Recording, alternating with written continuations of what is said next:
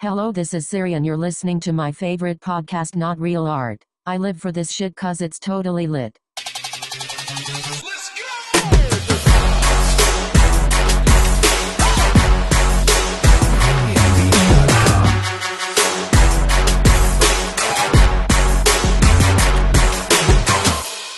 Not Real Art, the podcast. With your host, Man One, and white privilege over here. Yes, I am definitely white. The great white hype. Right. White ain't right. Whitey. We got to figure out your name. Well, I like to keep it on the DL. But that's not white. DL. Keep it on the DL. Yeah. No, I like to, I like to be incognito. Man One, world-renowned graffiti artist. Well, not even graffiti artist, by the way. It's all right. That's been interesting, right? This evolution, because there was a time I recall where graffiti artists were adamant about being called graffiti artists. Like, I'm a fucking graffiti artist. Right. Seemingly, but now it seems like more and more want to be known as artists. Right. What's that about? Well, I think it's one of those things where, at least for me, graffiti artist back in the day to me was very important because I didn't want to get lumped in with all these other types of artists, right? I wanted people to know that I came from a certain culture and that I spoke about a certain type of art, Mm-hmm.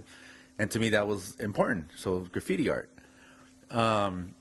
Over the years, it's changed because there's been a negative connotation to graffiti. So people were trying to stay away from that. And, things like street artists came up, right? So now, oh, you're a street artist. What's the difference? Well, I think the difference is it's a cultural difference. I think graffiti art is a culture. There's a progression of how you learn to do graffiti art, right? Like you start off as a tagger, you learn hand styles. It's all based on your name. That's the subject matter, is the word, the name. That's why we're writers. We write our name. Mm-hmm. We're not painters, Mm-hmm. That's why the term writers comes from. So you write your name on stuff, and eventually you write your name in beautiful colors with characters and backgrounds and stuff like that. But at the end of the day, you're still writing. But you're doing it with a crew of people usually. So you have people who have different talents in your crew, and you all work together to do missions, whether it's to paint a train or paint a wall or do a production.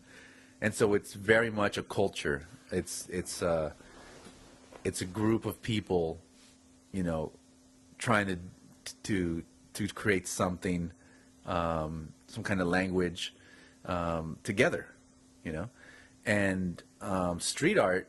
So it's a community. I mean, definitely, that's the word. Right, community. Okay, yeah. It's definitely a community. And street art, that doesn't exist. Street art is just a singular guy usually. It could be a woman, could be even a couple people, but it's usually a singular kind of idea, mm-hmm. and them putting that idea on the street. So it could be a poster, it could be a sticker, it could be a stencil, it could be a projection, could be a million different things. But it's a way of putting art on the street. Graffiti artists, we do put art on the streets, but it's more than that. It's actually using the streets, learning how to create that art on the streets. Like the streets taught us how to do it. We learned, we navigated the city to figure out how to express ourselves.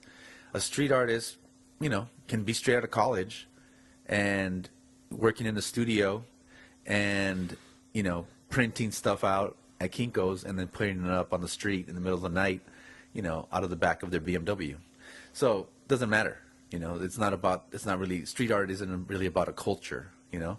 But it sounds like kind of what you're describing is like team sport versus individual sport. Yeah, that's a good way to, a good analogy, you know? Although there are, you know, graffiti artists who are very much individuals who only do the, you know, stuff on their own and whatever. The bigger overall conversation, though, is about graffiti culture and getting fame within that culture. You know, wild style lettering. You know, original, you know, tags and stuff like that. Those were meant to be read by our peers, not by the public. We didn't care if my grandmother could read the tag on the side of the building, you know? But street artists do. Street artists care that the message gets across to every single person who sees it. Right. You know? Graffiti artists care about, you know, their peers being able to decipher the words or the art. So it's a big shift. But going back to the original question, I prefer artist. You know, when people say, "What are you?" I'm an artist.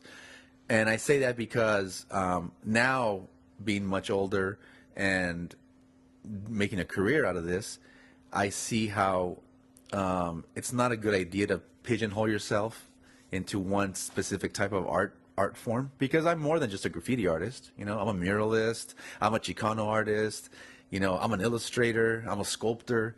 There's all kinds of things I do now, and that I can do. Children's book illustrator. Yeah, I'm that too. You know, and all those things are under the umbrella of artists, you know. So I prefer artists. I don't get offended if people call me street artist or whatever. You know, I take it all with a grain of salt. Do some graffiti artists get offended? Oh yeah, if they're called street artists. Yeah, there's a lot of graffiti artists who hate that term, who will, you know, it's just not a good term. You know, don't use it around them. They'll punch you in the face, you know. But I don't care. To me, it's just like I know what I am, and you know, it's about expression for me. So it feels like, you know, on a certain level, you know, to the extent that graffiti was inaccessible to people, perhaps because of their bias, you know, oh, it's vandalism or it's this or that, or maybe they just literally don't have access to it. You know, they don't, you know, maybe live in a city or whatever. And there's, you know, baggage and sort of negative connotations associated with graffiti art, you know, so to speak, at least historically. right. You know, street art is seemingly now like the term that is acceptable. Right. Like, okay, street art is street art good, graffiti bad. Right. Right. So to the extent that the label street art can be the sort of candy coating that allows graffiti artists to make more money or get more fame or get more work, like, what's wrong with that? Or is it an opportunity? I mean, like, wouldn't it be smart for graffiti artists to use different words or language to make their art more accessible? And if people are more open to the idea of street art versus graffiti art, would it just be good business to use the term street art? I think so. I mean, for me, it's like, you know, if they're going to call me a street artist and they're going to pay me, you know, to do street art, if that's what they want to call it, fine. Pay me as a street artist, you know. I think it becomes derogatory to certain graffiti artists when their craft isn't being, you know, treasured, right? It's like graffiti artists spend a lot of hours to master the technique of spray painting, a lot of hours, you know? And so all of a sudden, when this guy comes with a stencil and in 10 seconds can do an image, or puts up a wheat pasted poster over the art that you've labored on for a long time, that's what pisses off graffiti artists, Right. and that's why they hate street art. You know, but I get what you're saying, and for me, I don't care what you call me. You know, as long as you're appreciating my work, then I'm cool with it. You know. Well, I mean, it's, you know, you and I both know, right? The average Joe doesn't have a clue about the politics or the nuance or understanding, you know, like the roots of these things, right? What I find fascinating is the nuance and the richness, and the reality of how these things evolved, right? Because the phrase street art, if you just take the politics out of it, take all the stuff, you know, it's like, okay, very literally, it's art on the street, right? Right. So, okay, graffiti is street art because it's art on the street. But if you want to spin it more, it's like, well, it's the original street art, you know, because there was no street art Right. before graffiti. Right. Graffiti artists blazed the trail, Sure. of which now street artists capitalize. Exactly. Right? And that's the whole. That's the other part of it, is the whole appropriation of our culture. You know, we created a subculture in graffiti, and now this whole other group of artists are appropriating our, you know, what we invented. Right. You know, and then it so happens that most graffiti artists, or the majority of graffiti artists, in most big cities, were people of color. Right. And most street artists somehow ended up being, you know, white, or at least it feels that way, you know, or at least the most well-known, or the best paid, or the most visible. So it took on a whole other thing too, because also I remember, And female too, by the way. and there's a lot of females too, Right. yeah, and you know, it brings up a lot of things, because in graffiti culture, I mean, I never looked at other graffiti artists by race, you know. In my crew, you know, we had Mexican, white, you know, there's Asian graffiti artists, there's black graffiti artists, and it has nothing to do with race. It's like really, you know, and that comes, I think, a little bit from hip hop, is that it's just about all of us being, you know, about the same thing, and we're all brothers in this thing, you know. And also, there's not a lot of women in graffiti, because graffiti is very dangerous, you know. So the women who are involved in graffiti are pretty tough chicks, you know. And so there wasn't a lot of openings for, especially in this major city like New York or LA, where you had to run in the middle of the night to do your graph. You know, a lot of girls weren't up for that.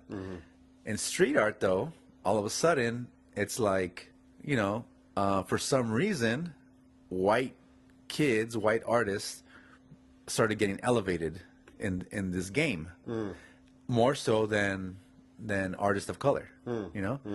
And then also women started becoming more acceptable as a street, you know, in street art, as opposed to graffiti. So, you know, there's take the good with the bad. And Does anyone know what the percentage of street artists are art school grads? I have no idea, Because I'm guessing, but it's probably pretty high compared to graffiti. Graffiti, right? So I'm guessing graffiti artists, no art school, largely. Yeah. And street artists, probably a lot of art school. Yeah, and now, especially initially, if I'm talking about late 90s, early 2000s, that's where you could see that shift, you know? That's where you could really see that kids who were going to art school were being influenced by graffiti, but they didn't have to live the life of graffiti. Right. They didn't have to, you know, suffer the bumps and bruises of being a graffiti artist. Right. They could just come straight out of college, out of art school, appreciating graffiti. Sure. And then all of a sudden, like, doing street art, you know? Right. And so, you know, maybe now it's a little different. Maybe now there are a lot more graffiti artists who are college educated. There are probably a lot more, there's a lot more diversity probably now in street art, you know? So it's kind of a huge generalization. But I think for a moment in time, you know, like 15 years ago, that was the case, you know? So it's part of the stigma of what street artists are, you know, compared to what graffiti is about. Well, yeah, and I mean, I think, you know, what do I know? But I mean, what I've understood and learned over the years is that, you know, a lot of these graffiti artists that we admire and show love to. I mean, like they were born into tough situations. It was like join a gang or pick up a gun or pick up a spray can. You pick kind of thing, and Totally. it's like so for them it was literally a matter of life or death in some cases. Yeah, and in street art, you haven't really experienced that. And here's the other part of it, is that when street art became a thing, was right when graffiti was starting to get into museums and into galleries, and it's kind of being accepted, but it wasn't really being accepted because these institutions were scared of embracing, like, oh my God, there's all these, people of color that are doing good art, but they're doing it illegally, or they're just unorthodox, or they're not educated, and what do we do? They're not real artists. They're not real artists. And then all of a sudden, boom, someone said, let's call it street art. And that was genius, because that shifted the whole conversation. And now institutions were like, "Oh, of course, street art. It's beautiful." Do we know who that genius was? Who was the person? I don't know who the genius was, but there was obviously a few. I bet it's the same person that came up with bottle service. Right. I want to meet that marketing genius, the guy that came up, or the gal that came up with bottle service at a club where you spend $300 on a bottle of vodka that you could get at the corner bodega for $30. Yeah. Jesus. There you go. We're in the wrong business. Yeah. Brother, we're out of time. Out of town, too. Out of town, out of time, out of mind. Great hanging. You too. Peace. See you next time. Late.